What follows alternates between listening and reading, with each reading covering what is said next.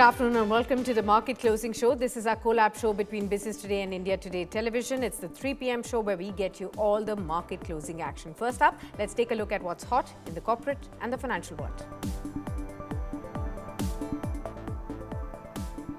Indigo chaos continues as over 500 flights are cancelled today. Aviation Minister Mohan Naidu says operations are stabilising but warns that safety in civil aviation is non-negotiable and has asked the DGCA to take strict action against Indigo with a 5% winter schedule cut order now submitted revised plan by December 10.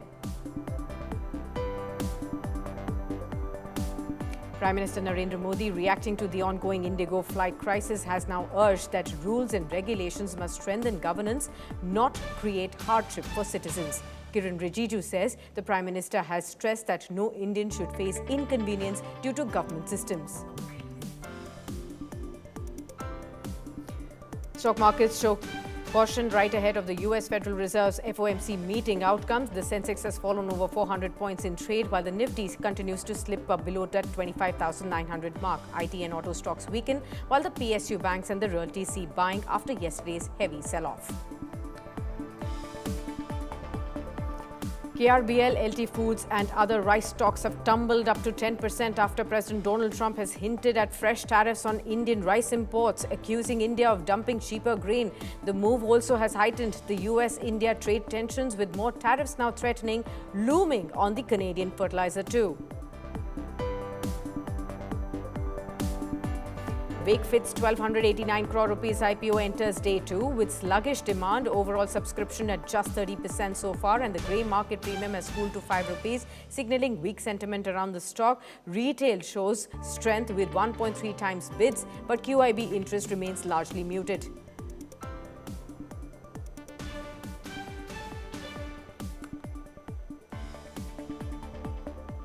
Let's straight away look at the top breaking news at this moment. Prime Minister Modi's Reform Express phrase, the reform happening rapidly with clear intent. Prime Minister has urged ministers to flag real issues. Reform Express is to reach every household. Prime Minister is now seeking to end the paperwork chaos, and Modi has also pushed ease of life agenda, ease of doing business as the top priorities. Prime Minister Modi has also said that reforms are gathering pace, and Prime Minister has also called to end the 40-page forms as well. Let's first up listen in to Union Minister Kiran Rijiju on the same. आदरणीय प्रधानमंत्री नरेंद्र मोदी जी का reforms express चल चुके हैं, रुकने वाला नहीं है। अब ये रिफॉर्म जो है हर एक नागरिक का जिंदगी को बदलने का रिफॉर्म है। कोई लोग रिफॉर्म कहेंगे तो ये सोचेंगे कि इकोनॉमिक रिफॉर्म सिर्फ है क्या, पॉलिटिकल रिफॉर्म है क्या, एडमिनिस्ट्रेटिव रिफॉर्म, कल्चरल रिफॉर्म, अलग अलग सोच सकते हैं। प्राइम मिनिस्टर मोदी जी का रिफॉर्म का मतलब है हर एक नागरिक का जिंदगी में सुधार। प्रधानमंत्री जी ने एक बात को बल दिया है कि कोई भी कानून बनेगा, अभी से कोई भी नियम बनेगा, उसमें ऐसा कोई प्रावधान नहीं होना चाहिए जिससे किसी भी नागरिक को नुकसान हो या तकलीफ दे। For more on this, I'm now also joined by my colleague Chetan Bhutani. Chetan, well, first up, help us understand when you talk about the Reforms Express, what is it that the government is now going to be peddling in first on? What are the top priorities there? Well, Sakshi, clearly the year 2025 has been about the government trying to make ease of living a reality, because in the past 3 to 4 months specifically, we saw great, GST reforms coming in. We saw the new labor codes being rolled out. And then, in fact, in the budget, a new income tax structure was announced. And the government recently also announced opening of the nuclear energy sector to private players. Moreover, in fact, in our informal conversation with Niti Aayog CEO, he also hinted that the government is working on more set of reform that would likely come in Diwali. But yes, it has been postponed for now. So yes, the budget is around the corner, and the new year and new agenda items for the government to come in. The government definitely wants to reduce the license Raj, the inspector Raj. In fact, if you recall, the government has set up a Rajiv Gauba panel, which is looking to ease of life, ease of doing business, and ease of business reforms, a complete different reforms, which the government would ensure to end the license Raj, inspector Raj, and other octroi taxes that literally helped businesses to not gain their market share. But now the government really wants to ease out licensing, ease out 30 to 40 forms that Kiran Rijiju was talking about, and give Yeah. a simple, easy life structure to the citizens of the country. Absolutely. Thanks a lot, then, Chetan, for giving us all of those details. Let's now also welcome our stock market expert of the day. Avinash Gorakshakar, market expert, is now joining in to share with us his views on the markets and what strategies you must adopt right now. Well, when we look at, Avinash ji, warm welcome first of all to you. When we look at the markets, they continue to remain very, very nervous at this point in time. Last week, we had still seen some celebration around the record high levels, but again, seems like we have lost the momentum this week. Even yesterday, the markets had shut shop on a weak note, and today again it's been a choppy ride. What do you think is the reason behind the same? Yeah, good afternoon, Sakshi. I think markets are volatile for the simple reason that a lot of liquidity has got sucked in by the primary markets. Yeah. Secondly, the rate cuts, which I think have not been able to infuse that kind of confidence that the global headwinds are going to reduce. In fact, the biggest pain point for the Indian capital market is basically the FI selling. Before that, we had a small kind of volatility on the rupee side. The rupee depreciated significantly in a very short period of time. So I think it's a tug of war between the domestic funds and the FIs. I think till the time the quarter 3 numbers don't come out and we don't see any major policy changes, from the Fed, I think clearly that is also going to be one big element. And most importantly, I think despite encouraging macro data numbers, the mood in the market is that everybody wants to sell in the secondary market and apply in the primary market.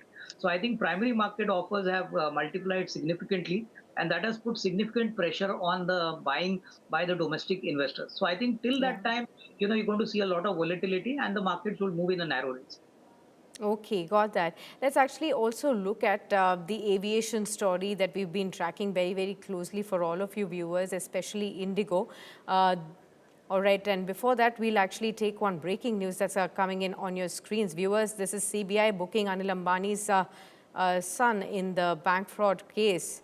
And we're also looking at another statement that actually coming in for Indigo itself.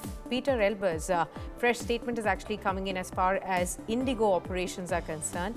He has said that Indigo operations are now stable, and he will let he said that of course they will not let you down. He's also said that we are sorry and cannot undo the cancellations, but the team is working very hard for all of us. And he's also said that they've started a no questions asked refund as well process. They are also working to restore Indigo's network going forward from here. So that's as far as the Indigo space is concerned. So we are going to be focusing on Indigo. Let's in fact go on and listen in to what Peter Elbers had to say in this fresh statement. We have the bite.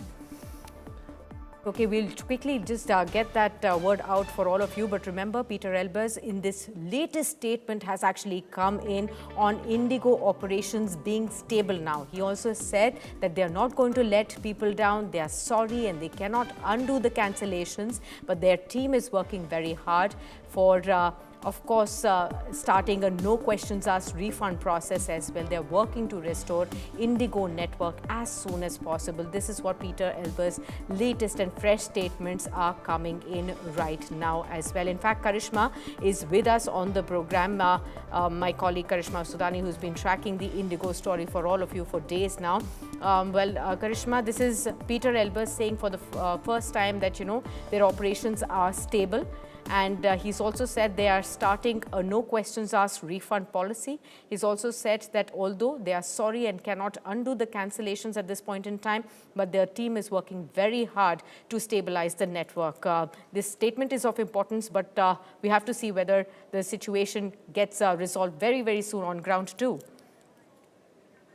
Well, it's actually important that he emphasized the fact that while they were expecting the situations to stabilize by December 10th or a little beyond that, they've been able to do that a day before. That is what is coming in from the Indigo CEO, and he's continued to say that they are deep diving into an internal discussion to understand what led to this, despite the fact that a lot of news and reports have been coming in where the pilots have also been sharing a couple of updates on the fact that this was much expected. And now DGCA this morning announced of a 5% cut of Indigo's flight operations for their winter schedule, which which is a big update and a big loss for an airline like Indigo, which holds close to 65% market share in India. In fact, we have been told that a couple of busy sectors will be given to other airlines, key airlines operating, which could be Air India, Akasa Air, and SpiceJet. This may not end here until and unless the new FDL norms are adapted with incomplete success. There could be further reduction of flying slots. Absolutely. We have Peter Elbers right now for all of you to watch as to what he has exactly said on the situation being resolved. Ladies and gentlemen, dear customers, I'm Peter Elbers, the CEO of Indigo. Following our earlier communications, today I'm here to share that your airline, Indigo, is back on its feet and our operations are stable. We've let you down when a major operational disruption happened, and we're sorry for that. The beauty of air travel is that it brings together people, emotions, ambitions, and aspiration. And we know that you were traveling for various reasons. Thousands of you could not travel, and we are profusely apologetic about that. While we cannot undo the cancellations, I want to reassure that ever since, our entire Indigo team has been working very hard. First and foremost for you, our valued customers. Initially, our first priority was to get all stranded and delayed customers safely to their destinations or back home. Then we started our refunds. No questions asked. Lakhs of customers have already received their full refunds, and we continue to do so on a daily basis. Rest assured that we are fully committed in getting this done. Most of the bags stuck at airports have already been delivered back to your homes, and our teams are working very hard on delivering the remaining ones very soon. And we also continue to address all customer needs. In parallel to addressing your needs as a customer, the restoration of Indigo's network and flights was being done on a war footing. On December 5th, we could only fly 700 flights. Thereafter, gradually yet steadily improving to 1,500 on 6th, 1,650 on 7th, 1,800 yesterday, and today more than 1,800. As of yesterday, we are back of flying to all our 138 destinations in our network, and our on-time performance has also been normalized. Earlier, we had indicated to normalize between the 10th and the 15th of December. I can confirm now that today, as of December 9th, our operations are fully stabilized, which means flights reflecting on our website are scheduled to operate with an adjusted network. So please continue to check our website for updates. We continue to work in full cooperation with the government. And now that the immediate crisis is dealt with, we started to focus internally on what has led to this, lessons learned to be drawn, and how to emerge stronger from this. While there's still customer angst, I would like to also share that we're getting heartwarming messages from our customers and the people are back to booking on our flights, which is giving us a big encouragement. Thank you for accepting our apology, and thank you for your patience, understanding, and support during this difficult time. Please keep the faith in us. We're still the airline you have known us to be. Thank you. Whereas this is a very big statement coming in from the CEO of Indigo, Peter Elbers, as he says that as of today, they have now fully stabilized their operations. Karishma, let me come across to you and find out, has the picture on ground improved significantly? As Peter Elbers has said, that slowly and gradually they were increasing the number of flights right from 5th of December to now. Are they back to full flights, as well as, if you can help us understand, no cancellations as of today? It's actually very important to note that currently we are awaiting numbers on how many, in terms of the stabilized operations, that how many flights did Indigo operate, which could be expected in about few hours from now. But knowing the fact that Indigo had already announced that they will not be able to operate in fully operational zone because of the recent issue, they decided they'd actually go for a number that's closer to what they were always operating. And as the winter schedule, they are supposed to operate close to, say, 2,330 flights. Yesterday, they operated about close to 1,800 flights, but today they were able to operate today, it's expected that they will be able to operate a bit more than that. It is Sure. important to also check the website because there has been a new adjusted schedule and travel plan that has been updated by Indigo for passengers. Okay, Indigo shares right there spike after we have seen the CEO really talk about operations being simplified and now stabilized as well. 0.9% uptick for Indigo shares at this point in time, and you can see about a 49.63 kind of a level for Indigo coming in. A huge respite for Indigo after some 7 days of a decline where we had seen the stock price crash by about 17%. Right now, 4,992 is what the stock is trading at, 1.3% higher in trade. That's a strong move that we have. In fact, let's actually also listen into what Aviation Minister Mohan Naidu had actually said as far as Indigo is concerned. A strong statement actually came in from him as well, saying the meltdown is finally easing. He also did indicate that other airlines are running smoothly nationwide.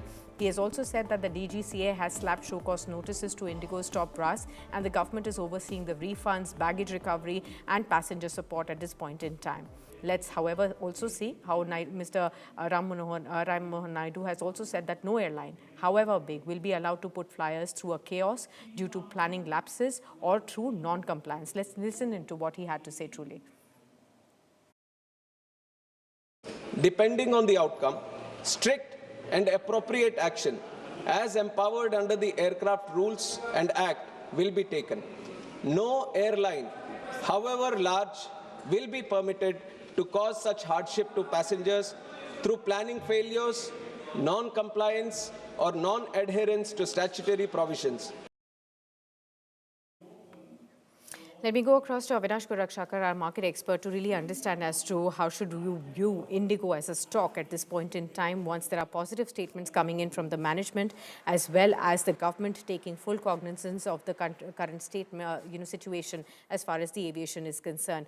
Avinash ji, how would you look at the Indigo shares? They are recovering from the sharp losses that we have seen all through last 6-7 days. Do you think even now, looking at the kind of crash that we've already seen in the stock, this would in fact on the hindsight be a great opportunity to enter for the long term, because structurally and fundamentally Indigo still sounds well placed? Yeah, exactly. I think Sakshi, things will definitely gradually get back to normal. But I think in the short term, what is going to happen is there are going to be few challenges.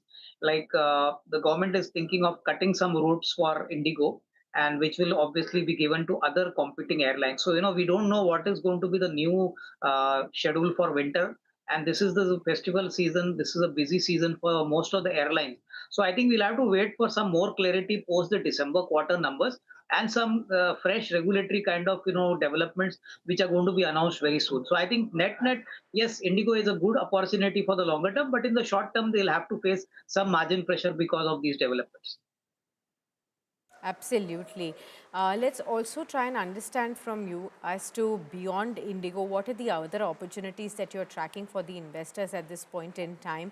Any key sectors or stocks that are still offering a lot of value, even though we are closing in on the year end? This year has turned out to be kind of a muted one in terms of returns as far as the Nifty index is concerned, about 7-8% of a move on the higher side.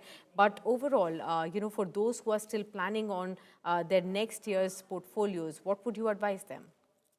No, I think clearly, we are positive on automobiles, auto components, hotels, hospitality, even the hospital sector. And I think clearly, whatever sector is related to the domestic theme is definitely expected to do well. Within the automotive basket, we continue to be positive on Ashok Leyland and Mahindra. In the auto components pack, we like Sundaram Fasteners, we like Shriram Pistons. And within the hotel sector, we have been telling on your channel that I think companies like Indian Hotels, Lemon Tree, these are opportunities which I think investors should look at. There are many unique business opportunities like BLS International, which is the largest visa processing listed player in India. That could also be a very good, interesting opportunity. So I think, clearly these are opportunities in such a weak market where you're getting very good valuations and current prices offer a good entry point. So I think, one has to keep the conviction and keep a time frame of at least 12-15 months and stay invested in all these companies. Fair point. Moving on next, viewers, let's also see how the other important factor beyond the markets is also the currency. Indian rupee against the dollar has actually begun its life beyond 90, and rupee is now the worst performing currency in Asia, and it's also keeping foreign funds away from the market. In fact, earlier, my colleague Shail Bhatnagar spoke to E. Bala Subramanian of Aditya Birla Sun Life AMC on the rupee outlook. So let's listen in to what he had to say, and then we'll continue our conversation with Mr. Gorakshakar. I think what has happened to rupee, in a sense, it is in line with what are the expectations, given the fact that Indian rupee had outperformed the global market for a very long period of time, and this is the first year they've let go the rupee dollar to go to about 90.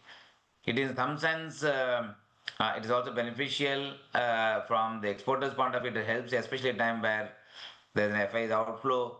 And also we are seeing FDI inflows have been reduced, where the exporters can make more money. In that sense, the rupee dollar about 90 is not an issue. Plus, global energy prices remains somewhat under control. Therefore, we are also not importing inflation from global market because it's led by the currency. So my assumption is, I think once the tariff settlement happens, which is what I think all of us are having high hope that soon we'll reach some kind of settlement, assuming it happens before the year end, then we will actually get some kind of reasonably good handle on the currency in terms of rupee dollar moving a little more better than what you have seen. But I think it's $90, it's something. I think it's going to stay for some more time, given the fact that we need, while the domestic economy should grow, we also need exports incentive. Okay. If we cannot give them by way of tariff, at least they get by way of currency being in favor of them. Mr. Gorakshakar, I'd come back to you and try to understand from you, how are you looking at the rupee weakness, and does it also present any opportunity when it comes to the kind of export-oriented sectors are concerned? IT, for instance, the other export-oriented sectors, do they stand to benefit with this weakness in the rupee? No, definitely. I think the rupee weakening is going to benefit export-oriented sectors like IT, auto components, pharma, and selected chemical companies. I think clearly, companies which have got 60-70% of their revenue coming from exports could expect a slight margin improvement, considering the fact that even if they have to pass some currency benefit to the customers, they would still make a net gain in the overall scenario. So I think, you could look at companies like Bharat Forge, or for that reason, even Sundaram Fasteners, or typically even IT companies like Infosys, HCL Technologies. We have been quite positive on these large cap IT names because we feel that Q3 also should be on an equally strong note. And hopefully, once the India-US trade deal is signed off, you'll see a lot of clarity coming in from a lot of orders which are yet there in the pipeline. So I think IT is definitely one sector which is going to benefit significantly from the rupee depreciation. All right, let's actually look at how the markets are shutting shop now, and then we will kickstart taking some of our viewers' queries with Avinashi as well. Looking at the last 1 minute of trade, 25,836 is where we are at this current moment. When we look at the markets, down about 124 odd points as far as the Nifty is concerned. So we are about a half odd point slower in trade, and you can see that on your screens as well. The Nifty Bank also was hovering higher for a large part of the second half of the trading session, but it's minorly in the red right now at 59,214. That's the clear points, about 24 points lower in trade. So the Nifty Bank is slightly better off than the Nifty is what we do see, but it's the IT index, despite the weakness in the rupee, that continues to see some profit taking now, 1.2% lower in trade. Autos follow next. That's the other sector that you should be watching out for. That has also seen some drag today. Pharma, financial services, these are the sectors that are on drag. But on the flip side, you have the PSU banks that are actually hovering higher in trade. That's the top moving sector at this point, about 1% higher in an otherwise weak sentiment. You can also see real estate and the mid and the small caps that have also bounced back in trade today after yesterday's dropping that we have seen. Top movers on the Nifty, you have Eternal, the parent company of Zomato, as the top mover on the Nifty right now. You do see 291 on the stock, 2.3% higher. That's the top moving stock on your screens. Titan follows next with almost a 2% uptake. Adani Enterprises, that's another one that's moved to the higher spot. Adani Enterprises, Adani Ports, both Both of them, in fact, are up by over 1% and among the top gainers on the Nifty. On the downside, you have Asian Paints, you have Hero MotoCorp, Tech Mahindra from the IT pack that continues to stay on a weak note at this point in time. HCL Tech, Tata Steel and Dr. Reddy's are the other drag points. On the Nifty, the final print on your screens, 25,839 on the Nifty, and we have ended the weekly expiry session of the Nifty contracts on a weak note in the trade today. Let's actually go back to Avinash to take some viewers' questions. We have the first question coming in from Rakesh from Mumbai. He wants to know from you, Avinash, on the IPO space. You began the show by saying that a lot of liquidity is being sucked out from the secondary markets into the primary market space, and that's where the first question is coming in for. Rakesh says, should I subscribe to ICICI Prudential AMC IPO? What would you say? No, I think, Swati, if the investor wants to subscribe to ICICI Prudential AMC, he can do so, but he has to take a time frame of at least another 12 to 15 months. If he's expecting listing gains, that may not happen, to that extent, because the listing game is now completely over. So I think, investors should realize that if they are subscribing to IPOs for only listing gains for short-term upside, then I think there is no point in going for that. But yes, from a longer-term perspective, ICICI Prudential can generate a good long-term value to the investors. Okay, let's take the next question. This is from Akash Arora, who says, he's from Delhi, and he says, could you please suggest the top 3 sectors to invest in right ahead of the union budget? And like we all know, the consultations for the budget have already started. Remember, 2 months from now is when we will be seeing, or 1.5 months from now, we'll be seeing the union budget being presented. So as a strategy right ahead of the budget, which are the sectors that you're watching out for? No, I think consumption is going to be one sector which is again going to catch the fancy of the government. We could say that a lot of products and services which come under the consumption basket could possibly be beneficiaries. It could be consumer durables, consumer appliances, or it could be fast-moving consumer goods. It could be possibly, basically even discretionary items like two-wheelers or passenger cars, that is the automobile sector. And one more sector which may find a little bit of fancy is the hospital sector. The government is going to, help healthcare services get better traction. And that's the reason we have seen a lot of hospital companies doing well despite the market volatility.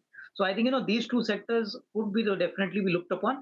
Otherwise, I think the agri sector and the infrastructure sector plus defense and, the railway sector are choices which are definitely also going to attract the attention of the government. Okay, last question that we have for you, Avinash, is from Astha from Lucknow. She says, sir, I want to invest 1 lakh rupees in the new year, but I want to know from you, should I invest in mutual funds, should I invest in gold, or should I look at direct equity stocks? How would you advise?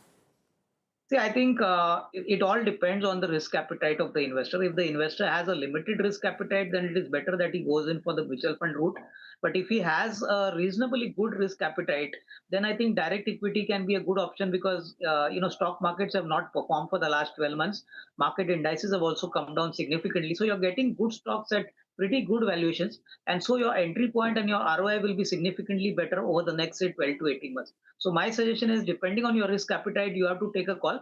Our sense is that you should have a mix of mutual funds and direct equity.